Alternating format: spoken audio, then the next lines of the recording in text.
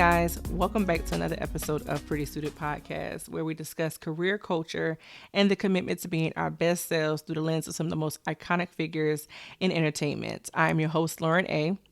I hope you guys enjoyed your Valentine's Day. This was the weekend of the lovers, so I hope you guys enjoyed it with somebody that you care about, or even with your girlfriends, or even by yourself. If you just did some self-love, that is completely fine too. But as we said in February, I was going to be highlighting some famous couples in TV and film. So I want to start this episode by saying you can't teach an old dog new tricks. I don't like that saying because while it may be true that you cannot teach an old stubborn dog new tricks. Why? Because they're stuck in their ways. They're familiar with their environment. You may even try to give them a new toy or a new brand of food, and that dog will stick his head in the air or away from you like you just did something disgusting and wait for what's familiar.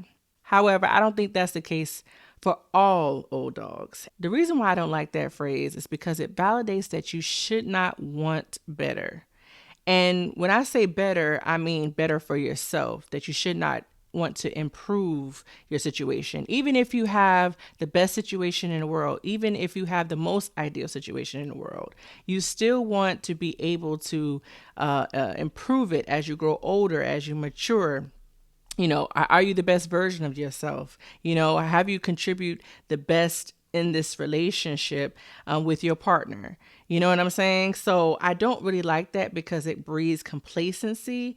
And I think that is the best way to kick off this episode, because we're going to be talking about one of my favorite movies with our couple of the week, Shante and Keith from Two Can Play That Game.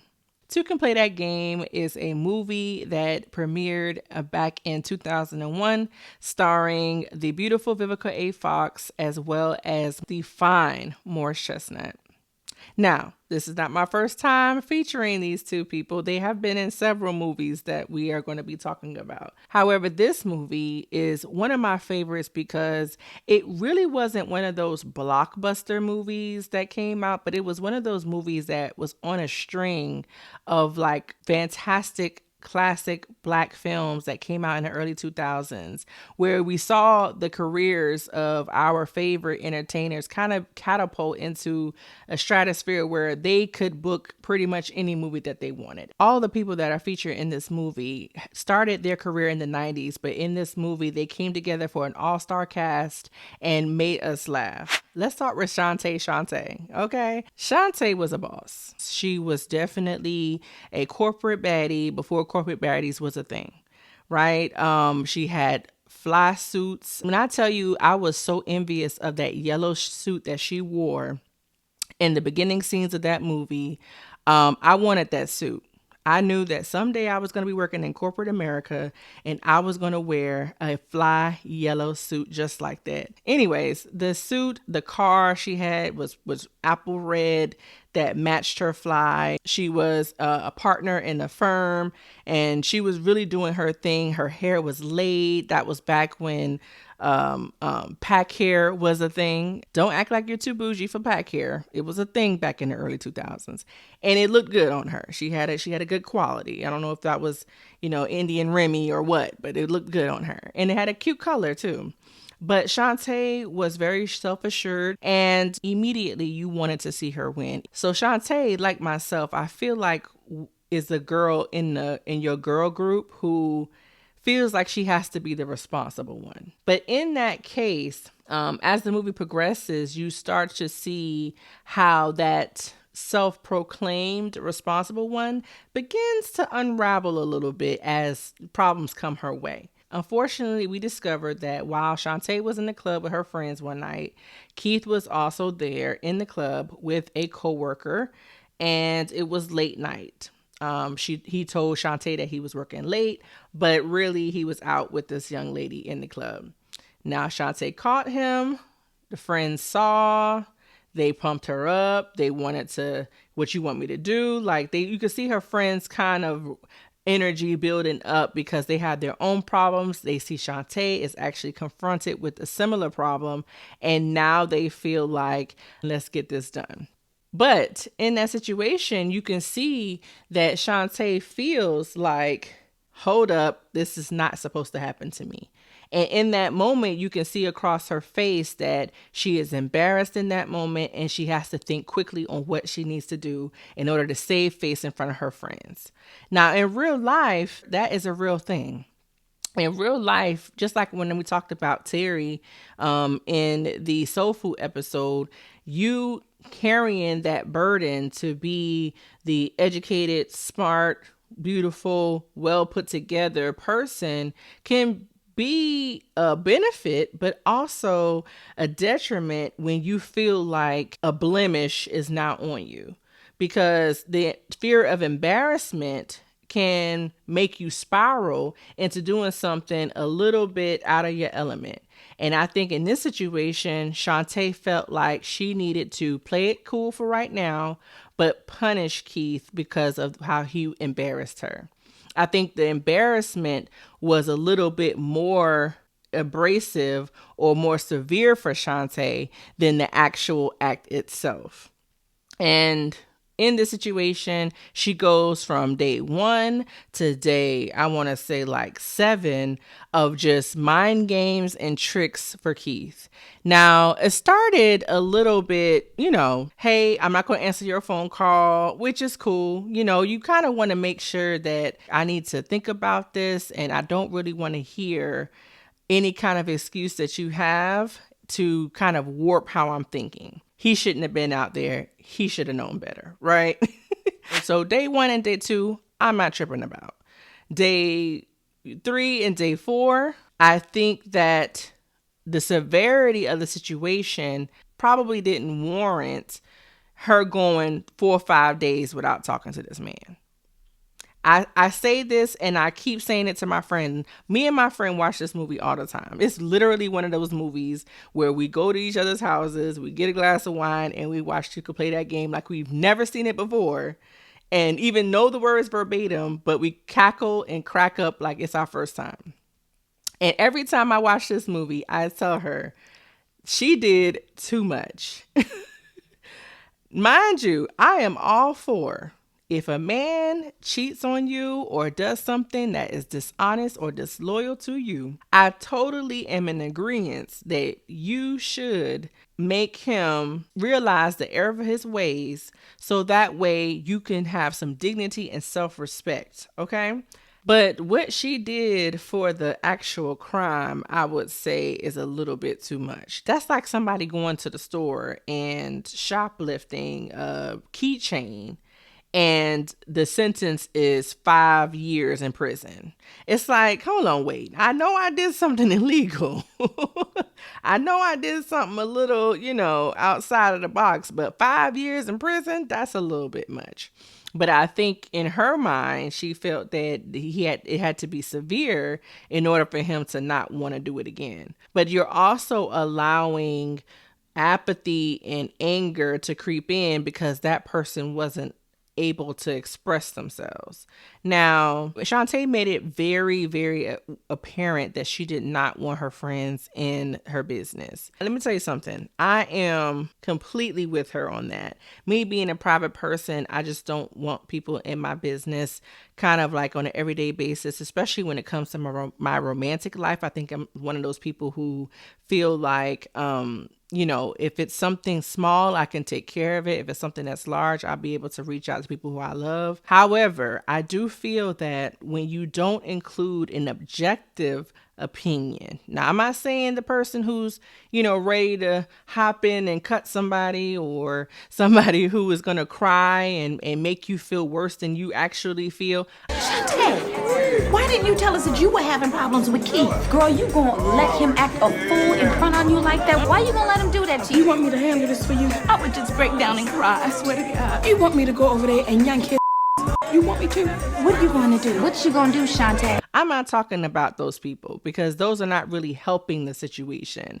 I'm talking about that one friend that you may have that you're able to actually go to. They give you sound advice, give you objective opinions, right? Somebody who's able to maybe pray for you, somebody who's maybe able to provide you clarity. Those are the type of people that you might want to get advice from. Because when situations like that happen where you feel confused and embarrassed, or you feel like you're betrayed by your loved one, you can get into your emotions. Your emotions can literally cloud your judgment to where you decide to gloss over the situation and allow them to come back because you're just so distraught without that person, or two, you over exaggerate, or you go off the deep end on your own feelings and you're not making sound decisions. So it is tough. It is very, very, very tough to have that balance, but you have to have the right people around you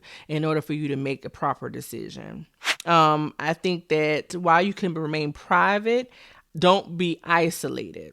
And I think with a lot of breakups and a lot of relationships where they're going through something with their boyfriend, it's like a manipulation tactic. You see what I'm saying? It can fall into a tactic of manipulation when a man does not want a woman to talk to her friends or family at all. Yes, don't tell everybody your business, right? Because then you start to get maybe some outside influences. However, making that person feel guilty for wanting to express themselves to people that love them, that's a manipulation tactic. I don't care what nobody says, because you absolutely know that without their input, that you will be more likely to get your way and things will be brushed over. Absolutely not. Absolutely not. And I'm not saying that that's the case for all situations, but I'm saying that a lot of men do that. But in this situation, Keith didn't do that, but Shante felt like she didn't want that outside input from her friends, so she just swept it under the rug and played her own game. Now let's talk about Keith. Morris Chestnut, his wife just got to know how to fight. I don't know how he has been loyal and faithful all these years. If he has, bless his heart. Oh my goodness, she got one. Like, because there's no way I can let my husband walk around that fine. And anyway, I'm not going to lust after that woman's husband. But anyway, Keith, he pulled up with his grown behind and made the poor decision to go to the club with a woman and not tell his girlfriend. I think, again, I talk about the offense not being so bad, but I think the biggest thing when it comes to something like that, if you're telling me that you're working late and you're going out with another woman and not telling me about it, that's where we have a problem. If you're going out, period, and you said you're working late and you're not telling me about it, I think that that's dishonest. It's not necessarily like you're cheating. I think it's dishonest. And I think with that dishonesty, that kind of breeds, more suspicion of what else have you been dishonest about? If it was something that small, what else have you been dishonest about that may not have been that small, that may be a lot larger? So that leads me to ask, what exactly is cheating? Was it him lying to her, or was it being with the person of the opposite sex? Was it an emotional connection that she felt that he had with the girl? Or does cheating start with any kind of physical contact? I think this is like a tall tale kind of like question that is asked when it comes to cheating. I feel like personally cheating is anything that you wouldn't do in front of your partner. And so in this situation, yes, he wasn't, kissing her or making love to the other woman or anything like that. But he knew that he had to lie to Shante or withhold information from Shante in order for him to actually go about doing it. So that is cheating, right? Because he wouldn't do that in front of Shante. So that's how I see things. Some people may not see it that way, and that's completely fine. But I could see that's why she felt that it was just such a big deal, because he knew that he couldn't not do that in front of her. And so, with his explanation, he put on his charm, or they was at the dinner table, put on his smile and his, his charisma, all the things like that to make it seem like it wasn't a big deal. But in Shantae's mind, it was a big deal. And the fact that you didn't think that it was a big deal is very concerning. So, of course, You gotta Do the right thing. Gut punch that. After 1 and 2 drinks, we were out on the dance floor, and that's when you came in, and I didn't think anything of anything. It's okay. It's okay. You don't need to explain. I understand. Cool. All right. Good. You know what? I think we need some time apart. But unlike Shante, Keith was getting advice from his friend. And his main friend was Anthony Anderson. Anthony Anderson's character was that friend that you don't want to get advice from. He was that friend who basically told Keith to be a player, to do all the wrong things while he was trying to get his girl back. And I don't think that that's the best way to go about it. I feel like Keith was feeling remorseful and he actually really wanted to work things out with Shante. But in his mind, he didn't want to be embarrassed and act like he cared too much. This is what bothers me about the situation. You don't want to show that you care too much about a woman that you're in love with to a person who doesn't have a woman that he's in love with. Make it make sense. I'm confused, okay? He doesn't have a woman that he wants to spend the rest of his life with, that he wants to marry, that he wants to have children with. None of these things. He is out in these streets. And you, as a man in love, do not want to embarrass yourself in front of somebody who does not have that in his life. I don't understand how the two correlate. Why would you be embarrassed? He wishes that he had what you have. And in that situation, him telling you all the wrong advice only kind of allows and confirms in his mind that settling down is the wrong thing to do. And I think this is the case with a lot of men. I think a lot of men who aren't necessarily in friendships with men in relationships or in men with marriages, faithful marriages, they are the main ones to kind of suppress or downplay their love for their woman out of fear that they will look like a simp or something like that in front of their single or dog friends. And that can put a real damper on the ability of the couple to get back together or to even stay together because of how that male relationship is perceived. And correct me if I'm wrong. I feel like if you have a good friend who's a level-headed woman who's not jealous, she's going to be the one to say, hey, pray about it, talk to God about it. Maybe you were wrong. Maybe he didn't mean it that way. Something like that to kind of play the devil's advocate. But I feel like with men, they're usually a little bit more not forgiving when it comes to how their friend breaks up with their woman. So I don't know. What do you think? I feel like that's the way. But either way, Anthony Anderson was definitely giving terrible advice. He had his friend out in the clubs. He had them in women's faces. He had them, I'm talking about multiple women. He was trying to, get Keith distracted. And while that could be a thing, right, where you want to make sure that they're not in the house moping and feeling sorry for themselves, you want to get them back out there feeling like they're themselves again and feeling like they're handsome or they're able to pull another one if they needed to. That's great. But I feel like, the ways you're going about doing it where you're not really allowing healing to take place, that's where it can get a little toxic. And Anthony was prime with that. And of course, Gabrielle Union's character, she was no help either because she's always wanted Keith. And it was, fair game that he was single now. And so now she was all in his face. And it's always that one.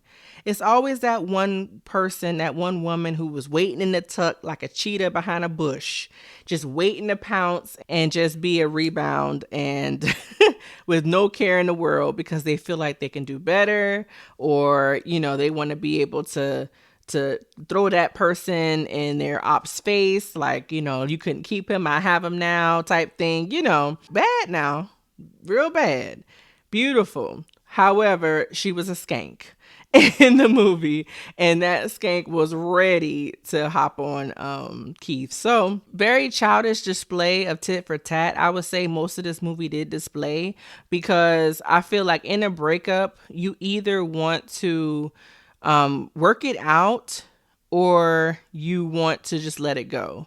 And I feel like when you play that tit for tat, kind of childish gameplay, you never really win, because something new usually happens in that playing time that makes the situation worse. I.e., somebody feeling like they slept with somebody outside of the relationship, i.e., they don't really care about their feelings, because honestly, they never really talked about what exactly the problem was and how they felt hurt about it. And I feel like that's where the true healing takes place. It takes place when you could put aside your pride and actually talk about what it is that hurt you, what it is that triggered you, what it is that, you felt was inappropriate. And if that doesn't happen, you're constantly just playing games and glossing over situation until ultimately it could actually happen again. Maybe not the same offense, but something similar, because the actual root of the problem was never really addressed. Nobody offered or nobody advised them to actually sit and talk about it. Because that's the harder thing to do, right? It's easier for you to kind of go around your finger to get to your thumb, for you to, remove yourself. It's easier for you to remove yourself from a situation than to actually address it, because it's uncomfortable. And I would say when it comes to relationships, something that you want to last for years and years and years to come, you're going to have to be able to adjust in times of uncomfort. And what does that look like? That means that you and your partner work to kind of remove the discomfort and address the situation at hand together. But at the end, we see that Keith took Shante back. Keith took her back because he wanted his girl back. Shante saw him in the club, sitting there kind of not with Connie, not with a crowd of women around him. She felt like she did too much and she wanted her man back as well. And he took her back. At the end, they danced, they kissed, and it was beautiful. But I have a question for you guys. Do you think he should have taken her back? I feel like that situation should not have gone as far as it did. And her games and him knowing that she was playing those games, I feel like he should have had they should have had more conversation prior to them getting back together, like I said. But for him to just totally take her back, I don't know. I don't know. But it says two can play that game. So I guess with them both playing games, he was like, I was wrong too. And, so who am I to be judging her for playing games? Because I was playing them too. So now let's get into our throwback tune. So this week's throwback tune, it features, of course, a song from the same era. This song topped the charts back in 2001. It actually debuted in November of 2000, but in 2001, on this day that I'm recording, it reached number 5 on Billboard Hot 100, and that is J-Lo, Love Don't Cost a Thing. Now, I loved me some J-Lo back in 2000s. J-Lo was another girl who came onto the scene kind of unapologetically Latina and from the Bronx. And she had a banging body, as well as, face card just did not decline at all. And she was just one of those girls who had a run in her first few years of being a singer. Of course, she already did Selena. She already had her debut album. But in 2001, she had her second album titled J-Lo come out. And this song was, of course, the number 1 single. It showcased her dance moves. It was a beautiful setting. She had the car, she had the jewelry, and the sentiment of the song was she has her own stuff. Just like Shante, she has her own stuff. She did not need you to take her on this trip. She didn't need you to buy her all these things. She don't need you to floss in front of her friends. She just wants you to be a faithful, loyal man. Stop lying, stop cheating, stop doing all the things you think that I want you to do, and just be a good man. And I feel like that song was an era, of course, of just, like I said, independent, I can do this on my own, I am a boss too era. And in that early 2000s, these girls were not playing no games. We wanted you to understand that, yes, I have my own stuff, but that does not give you permission for you to downplay what I have and to disrespect me in any kind of way. And I think this was around the Diddy time when J-Lo was dating Puff Daddy at the time. And so, of course, he had it all. He had all the flashy things that you can think of. But she was stepping into her own game too. And that song definitely reflected that. And just like Shante, she had her own lavish home, cars, career, all the things. But I just want you to be a good man. Just please, just be a good man. All the other stuff is extra. Just be a good man. And so I love that song. It is still in rotation to this day. Their first two albums, actually, J-Lo's first two albums were it for me. And definitely a classic. So if you have not already, put that back on your 2000s playlist, and that is J-Lo's Love Don't Cost a Thing. So that brings us to the end of the episode. Don't forget to like, share, and subscribe to the channel. I hope that you guys are enjoying the channel. Don't forget to let me know what couples or character that you would like to see in a future video, and I will definitely put that out there. You know, I'm thinking about going live. If you're interested in going live with me and kind of just talking about different things, just let me know. I think I might do it on IG live or maybe TikTok live. I'm not quite sure, but my TikTok family is growing over there, so they show me a lot of love on TikTok, so maybe I'll do it over there as well. But I hope to start talking to y'all and just getting your perspective on different things as well. But as always, you cannot manifest anything that you don't feel like you deserve, so create the life that you want and look to the sky for grace. Until next time, bye.